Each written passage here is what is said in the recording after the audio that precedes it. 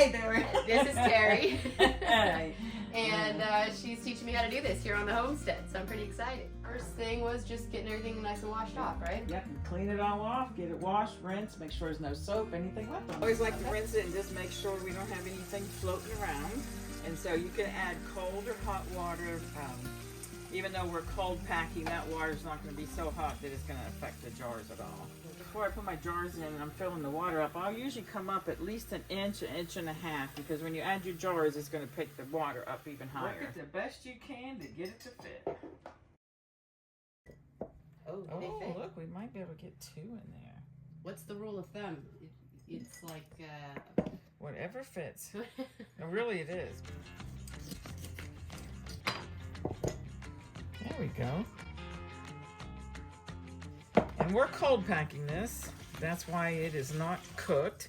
You could go ahead and stir fry this, fry it up, and then pack it in your jar. See, a lot of times when I do mine, I put them in like basically 1-inch squares. So I can just put them right into like a soup or... Oh. And then you just pack as much as you think you'll eat. For my family, I would go ahead and fill this jar up, because you can always make 2 or 3 meals. You don't have to use it as soon as you open it.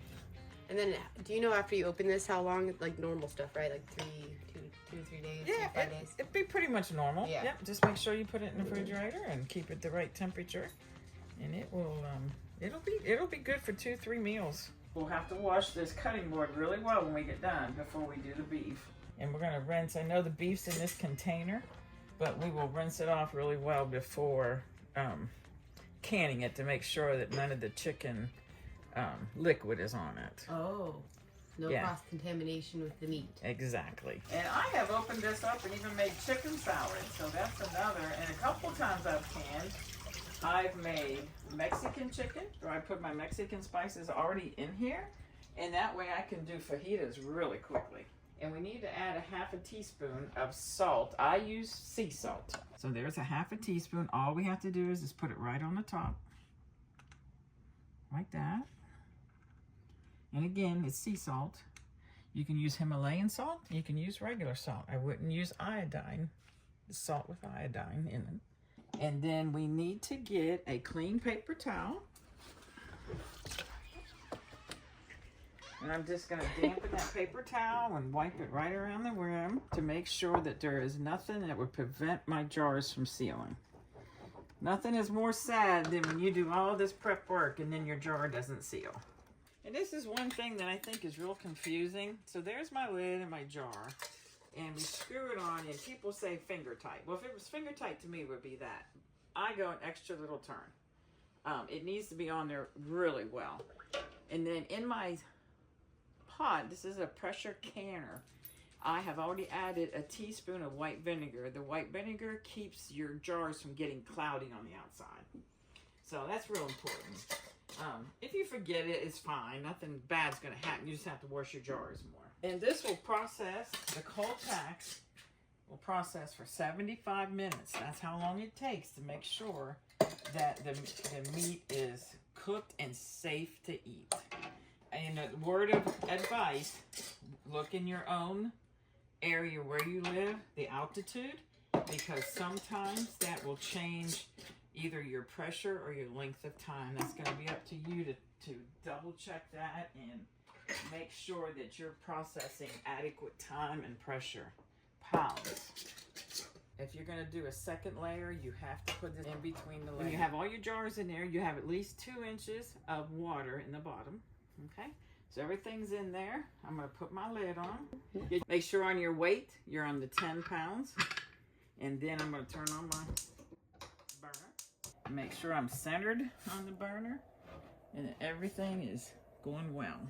Since we cold pack, this is going to take a long time to come up to temperature. And we will not start the timer until we hear this.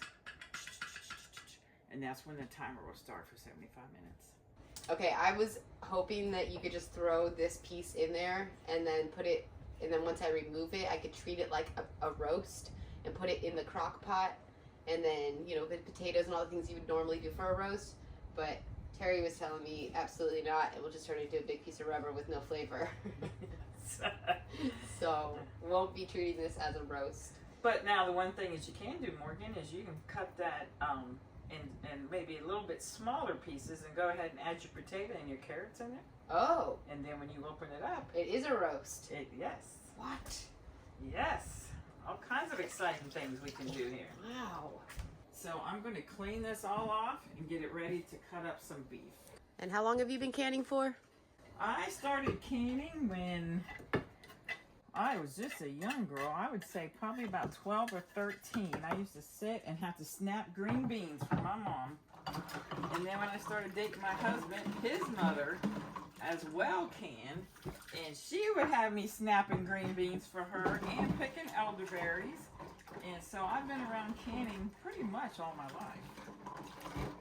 And you've never had a problem with not putting liquid in the jar? Never, ever. Okay. The potatoes are outstanding without liquid in there. We cut up our potatoes in 1-inch size. Actually, but what I do is, and I'll make a video on it to show you, but I use a French fryer, and then I cut them in 1 inch, so they're nice square potatoes like home fries. And then when you open them up, they're not soaking in liquid because I dry can them, and you put them right in the frying pan. Ooh. Awesome. Morgan, did you want it in little squares like I did the chicken, or did you want it a little bit bigger? Whatever you think. Whatever's clever. Bigger, larger, it doesn't matter. Well, how are you going to use it? That's always determined how you do your meat. I don't really eat meat. I don't think Terry believed me when I said I was doing all this for my dogs. Yes, folks, I am canning all of this meat for my papalones, all right? They eat a lot of meat. I eat meat. I just, when other people cook it, or when I, when I buy it cooked like a burger or something, but I just don't really cook it for myself. I cook it for the dogs. And now I was hoping by having a bunch of canned meat, right, I can have it for in case there's a shortage of food supply. My dogs can still eat like the kings and queens that they are. All right. And what happens if you don't put sea salt in there? Well, it's like buying a can of vegetables that they don't salt ahead of time. It's going to be very, very bland. But if you seriously have to really watch your salt intake, you certainly don't have to add it. And you could add, if you have to watch your salt intake, you can always do some experimenting with maybe adding some dried basil in there, or paprika, or something that would give the meat some additional flavor, but then you won't have the salt. Absolutely, okay. Okay, and we can see this one is starting to steam, and that's where it's boiling, and it's getting ready to come up to pressure, and that's just letting some of that steam out until it actually comes up to pressure. And I know a lot of people suggest leaving these off until it's steaming completely.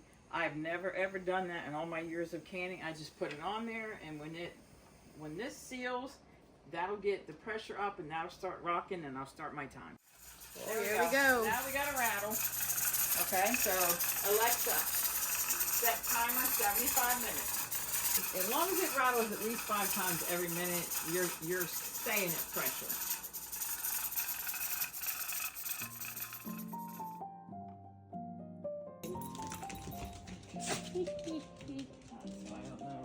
Okay. All right, so take off your pressure gauge, lay it aside, turn your pot. Ooh, baby. And then I'm going to put this aside, and then see how much liquid is in there after it cooked?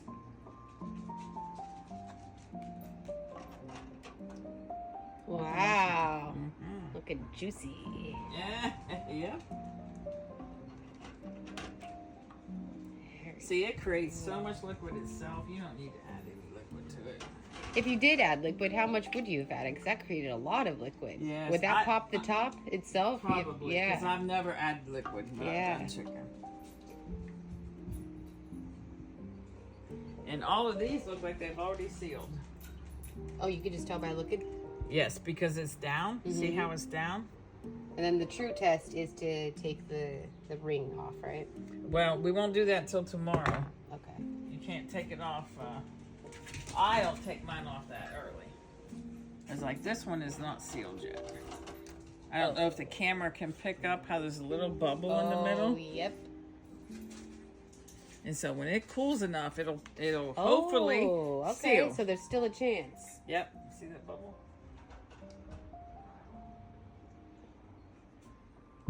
That one is sealed, it looks like. This one is not. Ooh, the red meat. In there. Yep, there it was. That was me. Did you hear it? Oh, don't touch I it. hardly touched it. Don't touch it at all. Yeah, all the red meats. Well, they're probably still, see how hot they are? Yeah.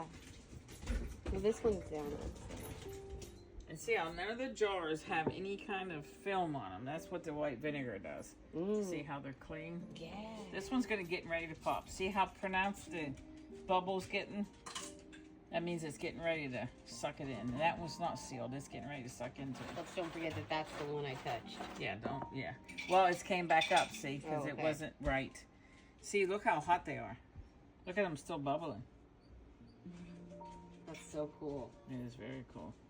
And I forget, you say like up to 2 years you can store these? Oh, definitely. 2, yes. You should probably eat them before then, but if you have one that's 4 or 5 years old, just open it up, smell it, and make sure you boil it for 10 minutes. Wow. Wow. This is so easy. Everybody should be doing this. That's true. That's very true. I can't wait to hear this pop. The popping is a wonderful sound. Most wonderful sound ever. And you shouldn't ever do like noodles. Noodles are too thick. They're not supposed to be canned. Oh. Too dense. They're too dense, yeah. What happens if they're too dense? Well, you may not get the heat penetration that you need, and then it may That's not. how you get the bacteria. That's right. Okay. 15 jars of meat. Woohoo! Very nice. This could last the dogs. Like if we were really in a bind, a month. Yeah, that's it. Cool. That was pretty easy, wasn't it? That is. You just have to know what, somebody to guide you. Yeah. We'll give you guys an update tomorrow. We're gonna let these sit for 24 hours. So now, you take these off. You don't store them with this ring on. In the event that this would come unsealed, this ring might hold it down and you wouldn't notice it. And then it's And then we never stack them like that. Oh, good to know. Did not know that. No, don't ever That'll stack. that could break the seal too, That right? could too. Okay. And if it unseals, you wouldn't know it either. I store mine in a tub like this. Yeah, I'll use the one I brought in here yesterday. Yeah. Perfect. I put them in there like that. Okay. There's a pork I've done with some peppers and, doesn't look real appealing now. No, it does though. But when you take it out, see there's peppers in And there? you can just dump that in beans or pasta You or can do whatever. anything with that. Oh, you got all kinds of goodies over here. Oh, I do. Soup beans. Oh, I love soup beans. Oh, you could just do beans. Yes, absolutely. And this is a soup I did, a pepperoni soup that I did. Check it out, you guys. Look at my stockpile. How cool is this? Now, remember, you don't want to let your jars get too hot, so I'm going to have to be careful about keeping the temp in this travel trailer below, about, I think it's around like 80 degrees. You don't want these to start cooking inside the can. I was also thinking there might be a way that I could set up some type of like little miniature AC unit in one of these cupboards to keep everything cool for canning purposes. So. How neat. Did she throw some onions in here? I hope that's an onion. I don't remember her putting onions in it. Oh no, that's just fat. Oh shit, they're chasing the rooster. No. Let's be nice. Good boy, no biles. Come on. No, be nice. Come on. Good job. Be nice to the rooster.